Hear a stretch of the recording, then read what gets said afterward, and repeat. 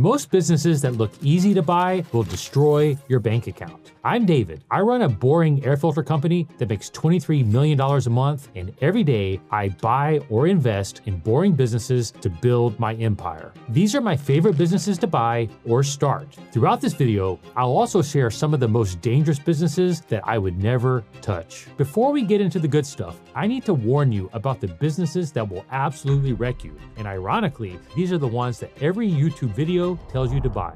E-commerce brands are the worst business opportunity you can buy. I see people buying e-commerce brands every day thinking that they've found a shortcut. The pitch sounds perfect. Existing revenue, customers already buying, no validation needed. I saw this in FilterBuy world in air purifier manufacturers. Like during COVID, there was a ton of demand for air purifiers because everybody wanted to purify their air. Then by 2023, all of the revenues were declining and people were trying to sell these businesses. And I actually know somebody who ended up buying one and realized he had bought a big lemon because these e-commerce businesses are hard, maybe some revenue, but oftentimes there's a lot of inventory risk or manufacturing risk or overseas supplier risk. It's a lot more complicated than oftentimes meets the eye. Whereas a lot of these e-commerce businesses are purely marketing driven. They're basically buying something from overseas, but what happens when the algorithm changes? What happens when the cost per click skyrockets? My verdict, F tier. If you're buying a business, you want businesses that are protected. E-commerce brands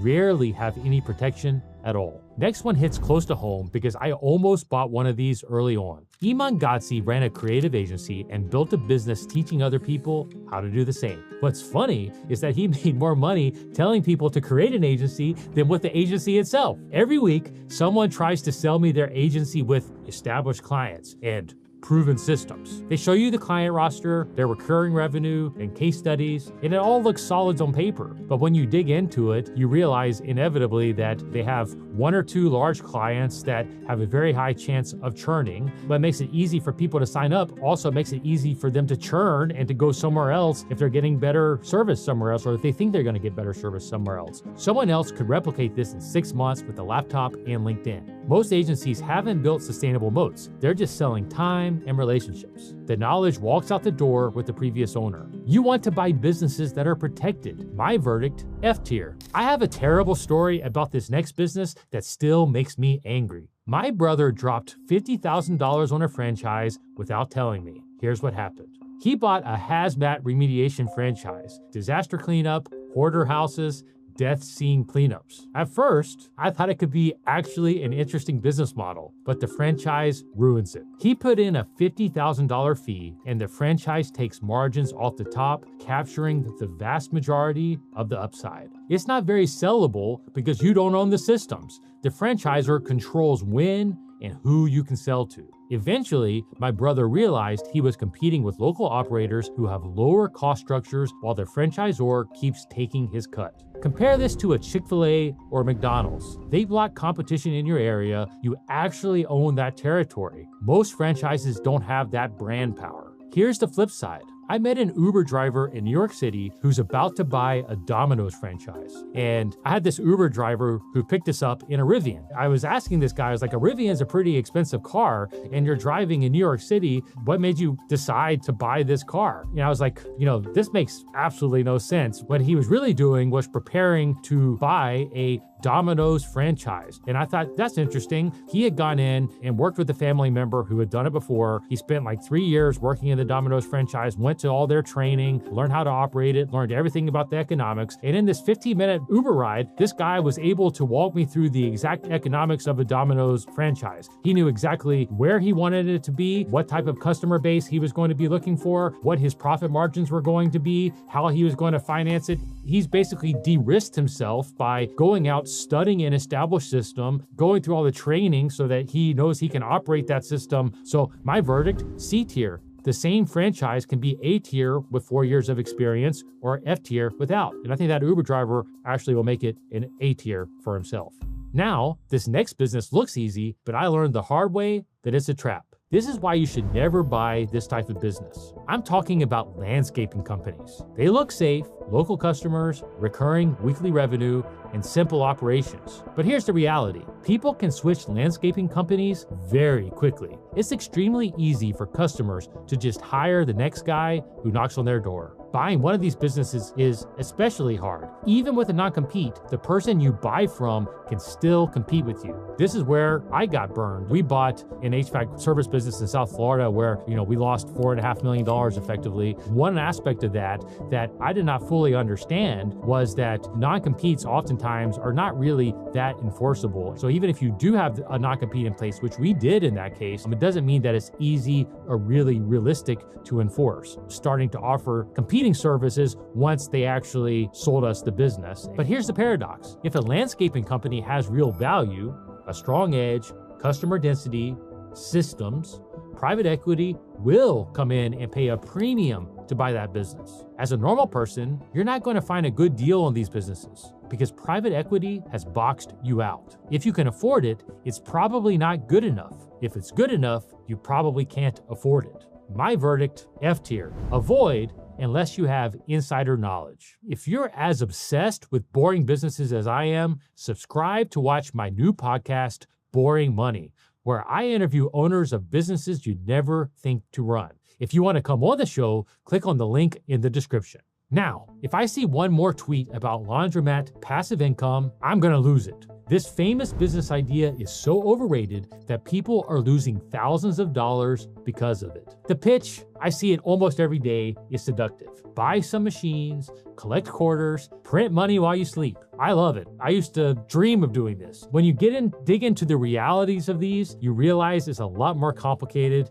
than YouTube likes to tell you. What happens when those machines break? You got to go pay somebody to replace that. It's a lot more expensive. Oftentimes that's not included in the P&L that you see. A lot of times people are hiding it. It's really like some person who's good as a handyman themselves, and they go and they do this themselves. So it's oftentimes more of a job than a cash cow than meets the eye. But we want businesses with a stable customer base and good cash flow without needing lots of reinvestment. And by the way, those two things go hand in hand. Like, you don't have good cash flow if it needs constant reinvestment. Like, cash flow is with the money that you're getting after the reinvestment that you need to maintain and grow that business. My verdict, C tier. They can absolutely work. Like, you can be successful in these businesses, but you're competing with everyone who read the same Twitter thread now. Pallet recycling. I know. You're thinking, what the hell? But stay with me. Boring B2B services have better moats than any consumer business. Nobody, except for maybe me, but nobody dreams about forklift maintenance or pallet repair. And that's exactly the point. Pallet repair and recycling are surprisingly big businesses. I actually hired someone who worked for a big pallet recycling company, and it actually, for a while, entertained the idea of getting into it. And so if you see these painted blue pallets going down the interstate, if you open your eyes, you probably will see them. That's coming from one of these pallet recycling companies. Somebody who's actually figured out how to collect these pallets and basically resell them to people that need them. I like these because you get a sticky customer base that's very difficult to build. It's local and fragmented, so you're not worried about the big competitors. So my verdict, B+. They're tricky to operate and you need to know what you're doing, but they can be great businesses.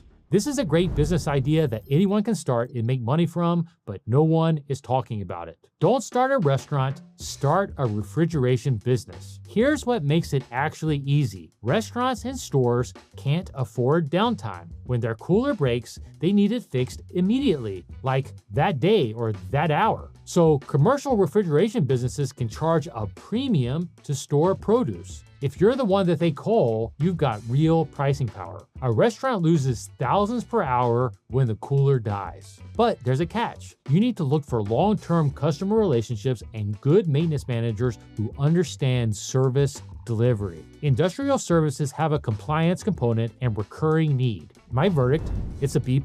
A stable business you can grow, but tricky to operate without knowing what you're doing. Now we're going to get into the real money. Businesses that combine everything that we've talked about: moats, cash flow, and nobody's competing for them. A private equity firm is quietly buying bookkeeping practices and using AI, and you can steal their playbook. Bookkeeping sounds boring, and that's exactly the opportunity nobody else sees. There's a PE firm I know that's consolidating them and using AI to make them more efficient. I've actually been seeing this happening in a lot of different industries, and I think that this is one of the best business ideas out there. But it's going to take owning or really understanding an industry really deeply first. But I actually know somebody personally that's doing this in accounting practices. And what they've basically done is they've gone in and they bought one or two small accounting practices, and then they are systematizing how these practices work using AI. And so ultimately what they're going to be able to do is have a system that then as they go out and buy other accounting practices,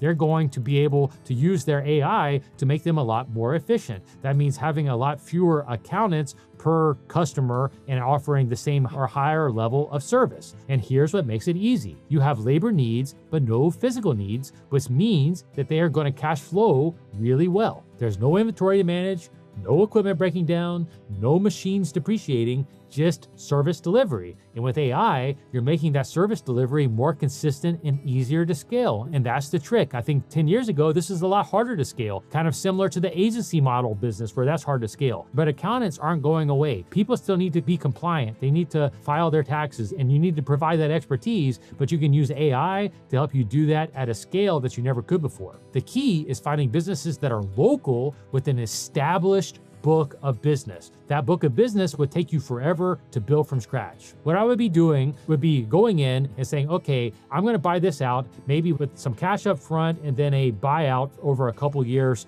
from the owner of this practice, and say, okay, in this next couple of years, your job is to help me to systematize what you have going on in your business, and I'm going to build the systems that are going to make this repeatable so that when we go out and buy other accounting practices, we're going to be able to integrate them much quicker. So my verdict here is A tier. Find any local business with established customer relationships and cash flows, then you found something that's worth buying. Commercial insurance agencies are another cash cow that most people walk right past. They can become great cash cows that are very sticky if you know what you're doing. It's the exact same playbook as bookkeeping. Local businesses with an established book that can take forever to build from scratch. Think about it. Try cold calling 100 businesses to sell insurance. Now, imagine buying an agency where those same 100 businesses have renewed for 5 straight years. And there are no physical needs here, so your cash flow can transition easily. My verdict, A tier.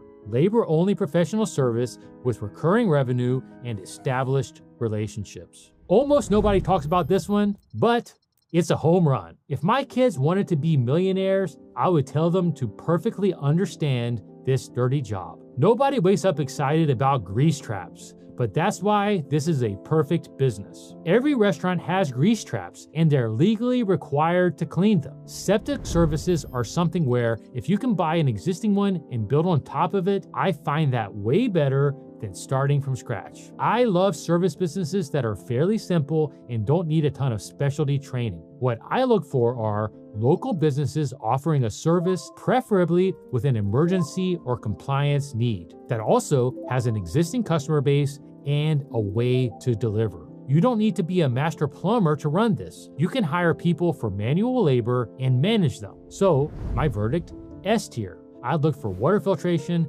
grease trap, or septic services. Services that don't have as much bigger company competition coming after them. I'll pay you maybe $50,000 and then I'll work for you for free for a year and negotiate some type of an owner buyout, on the business. Like you're going to start buying them out and then get any growth from that business and kind of work as an apprentice with them to learn that business. Now the final S tier business reveals the entire framework for what you should be looking for. This is one of the most profitable businesses that you can buy, but no one is talking about it. Buildings need fire and backflow inspections by law every year like clockwork. Fire and backflow inspection services are compliance-driven with recurring revenue. At FilterBuy in 2015, we actually had a fire and I lost $1 million or so. That time was basically everything to me. I basically lost it in a fire, and we had insurance, but we did not get the full insurance payout because we were not fully compliant with something that I did not even realize we had to be compliant with. I realized that it's a huge business. And so we actually pay somebody at FilterBuy at each of our plants to come in, make sure that the fire extinguishers are in the right places, that they're working,